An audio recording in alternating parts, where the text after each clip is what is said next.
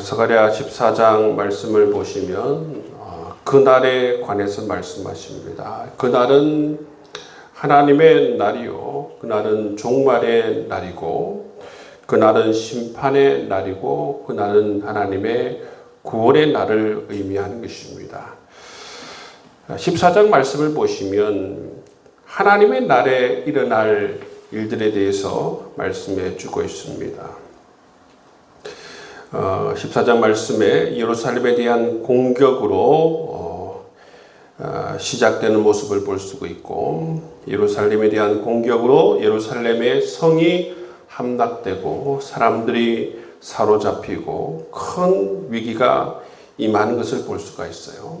그런데 그날에 여호와께서 내려오셔서 친히 싸우신다 말씀하십니다. 3절 말씀해 보시면 그때에 여호와께서 나가사 그 이방 나라들을 치시되 이왕의 전쟁 날에 싸운 것 같이 하시리라. 이처럼 그날에 예루살렘이 큰 위기에 처해져 있을 때에 하나님께서 손 놓고 멀리서 관망하시는 분이 아니시라 하나님께서 직접 전쟁에 개입하시는 모습을 볼 수가 있어요. 하나님께서 친히 싸우심으로 말미암아 승리로 이끄시는 것을 우리가 보게 되는 것입니다. 하나님께서는 그날에만 이처럼 우리가 우리의 삶의 위기가 처해졌을 때에 개입하시는 분이 아니시라. 지금도 하나님께서는 우리 모든 성도들의 삶 가운데에 영적인 전쟁 가운데에서 하나님께서 개입하여 주셔서 우리의 삶을 승리로 이끌어 나가시는 것입니다. 그리고 그날에 마지막 날에는 이 땅의 교회가 어떻게 승리할 수 있습니까? 이 땅에 어떤 성도들이 승리할 수 있습니까? 우리의 승리의 비결은 뭔가 하면 하나님께서 그날에 직접 개입해 주셔서 마귀와 싸우셔서 그 전쟁에서 승리로 이끌어 주시기 때문에 이 땅의 교회와 이 땅의 성도들이 최후 승리를 할 수 있음을 우리에게 말씀해 주고 있습니다. 여러분, 우리의 삶의 승리의 비결, 이 땅의 모든 교회와 모든 성도들의 승리의 비결이 무엇인가? 하나님께서 친히 임재하여 주셔서 친히 싸워주시고 친히 역사해 주셔서 우리의 삶을 승리로 이끌어 주시기 때문에 우리가 승리할 수 있는 것입니다. 하나님께서 이처럼 그날에 하나님께서 직접 전쟁에 개입하셔서 승리의 삶을 이끌어 주신다 말씀해 주십니다. 6절 말씀해 보시면 또 그날에 빛이 없겠고 광명한 것들이 떠날 것이다 말씀하고 있습니다. 그러니까 이 해와 달과 별들이 사라지는 것이죠. 그런데 7절 말씀해 보시면 어두워 갈 때에 빛이 있으리로다 말씀하고 있습니다. 이 빛은 뭐냐면 6절 말씀에서 빛이 없으리로다 말씀하고 있지 않습니까? 그렇기 때문에 이 빛은 달과 별이 비추는 빛이 아닌 것입니다. 일반적인 그러한 광명으로 비추어지는 것이 아닙니다. 이 빛은 바로 하나님으로부터 나오는 빛이 바로 임할 것이다 그렇게 말씀하고 있죠. 그날에는 바로 하나님으로부터 나오는 이 초자연적인 빛이 비추어질 것이다 말씀하고, 이 말씀은 어떤 말씀과 연결되느냐 하면 요한계시록 21장 23절 말씀에 보면 그 성은 해나 달의 비침이 쓸데없으니 이는 하나님의 영광이 비치고 어린 양이 그 등불이 되심이라 말씀하고 있어요.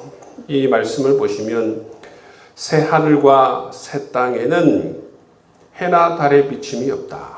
해나 달의 비침이 없어도 누가 빛이 되어주시는가? 바로 하나님이 빛이 되어주시고 예수 그리스도께서 빛이 되어주셔서 비추어 주신다 말씀하고 있습니다. 그렇기 때문에 이 말씀도 바로 마지막 날에는 이처럼 하나님께서 빛이 되어 주셔서 비추어 주시는 그러한 세상이 올 것이다 라는 것을 말씀해 주고 있죠. 또 8절 말씀해 보시면 그날의 생수가 예루살렘에서 솟아난다. 이 말씀은 에스겔서 47장 말씀해 보시면 성전에서 흘러나오는 생수에 관한 말씀이에요. 에스겔서 47장 말씀해 보시면 성전에서 흘러나오는 생수가 닿는 곳마다 모든 것이 회복되어지고 모든 것이 살아나는 것을 보지 않습니까? 그것처럼 바로 이 생수가 예루살렘에서 솟아난다고 하는 것은 바로 하나님의 생명과 하나님의 회복의 역사가 그날에 일어나게 될 것이다 말씀하고 있습니다. 또 그날에는 9절 말씀해 보시면 그날에는 여호와께서 천하의 왕이 되신다 말씀하고 있습니다. 여러분, 이 하나님의 날, 종말의 날, 여호와의 날이 되면 어떤 역사가 일어나게 되느냐 하면 이 세상의 모든 왕은 사라지고 여호와께서 천하의 왕이 되어주셔서 온 땅을 다스리게 되신다 말씀하고 있는 것입니다. 이것은 다름 아니라 바로 완전한 메시아의 왕국이 이루어진다는 것을 말씀해 주셔요.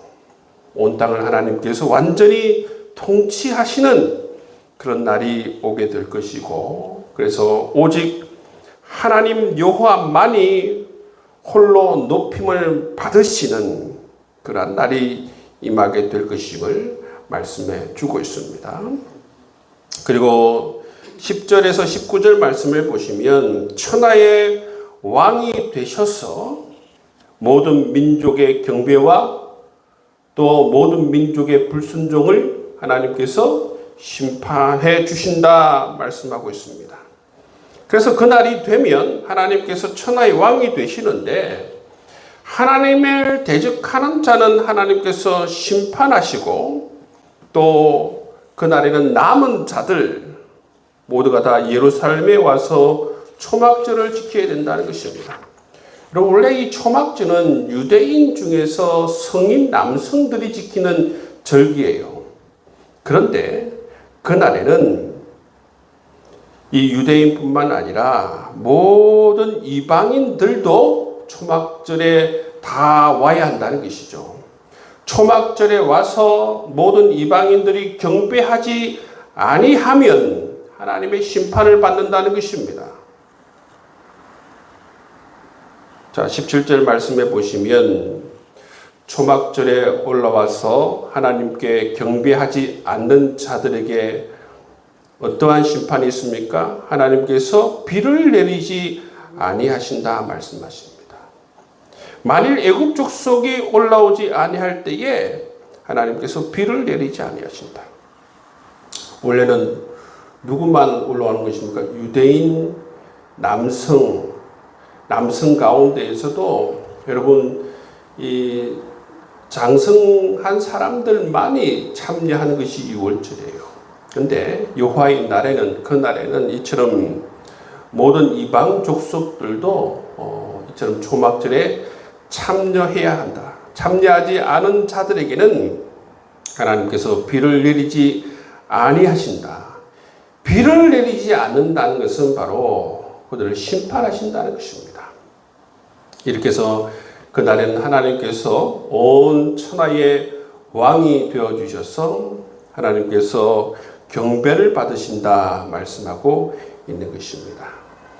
또 20절, 21절 말씀해 보시면 그날에는 어떤 특징이 있는가 하면 여호와의 날에는 어떤 특징이 있는가 하면 모든 것이 거룩하게 될 것이다 말씀하고 있습니다. 20절 말씀해 보면 그날에는 말방울까지 여호와께 성결이라고 기록될 것이다 말씀하고 있어요. 원래 여호와께 성결이라는 이러한 문구는 어디에만 새겨져 있느냐 하면 대제사장이 쓰는 그런 금패에만 새겨져 있는 말이에요. 대제사장이 쓰는 그 머리에 쓰는 금패에만 여호와께 성결이라고 새겨져 있습니다. 그런데 그날이 되면 어떻게 된다고요? 그날이 되면 말의 방울 그리고 소세계까지 여호와께 성결이라고 그렇게 새겨진다는 것입니다. 이 말이 무슨 말이냐 하면 원래 거룩한 곳은 바로 하나님께서 임재하시는 그 성전만 거룩한 곳이에요. 그런데 여호와께 성결이라는 이러한 것이 말의 방울과 소새까지 새겨진다라는 말은 무엇을 의미하는 것입니까? 그 성전뿐만 아니라 바로 우리가 일상을 살아가는 모든 곳이 바로 다 거룩해진다는 것을 의미하는 것이죠. 모든 곳에 하나님의 임재가 임한다는 것을 우리에게 말씀해 주고 있습니다.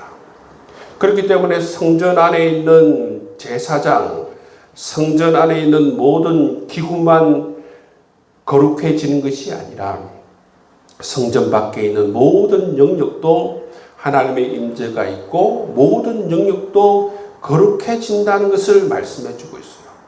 이것이 바로 하나님의 날에 바로 달라지는 것입니다. 하나님께서 모든 곳에 임재하셔서 모든 것을 거룩하게 만드시는 것을 볼 수가 있다는 것입니다. 제사장만 거룩한 것이 아니라 모든 성도가 거룩한 존재가 되어지는 것입니다. 원래 구약을 보시면 특정한 공간과 특정한 시간, 특정한 사람 그 안에서 거룩한 그러한 영역이 구별되게 그렇게 되어져 있어요. 그렇지 않습니까? 어떤 특정한 시간, 뭐 유월절, 오순절, 여러분 초막절, 그리고 이 안식일, 그리고 뭐 제사장, 특정한 장소인 성전, 특정한 장소와 특정한 사람과 특정한 시간이 거룩해지는데 이렇게 하나님의 날에는 그런 것이 다 사라진다는 거죠. 모든 영역이, 모든 사람이, 모든 시간이 구별 없이 거룩해진다 말씀하고 있습니다.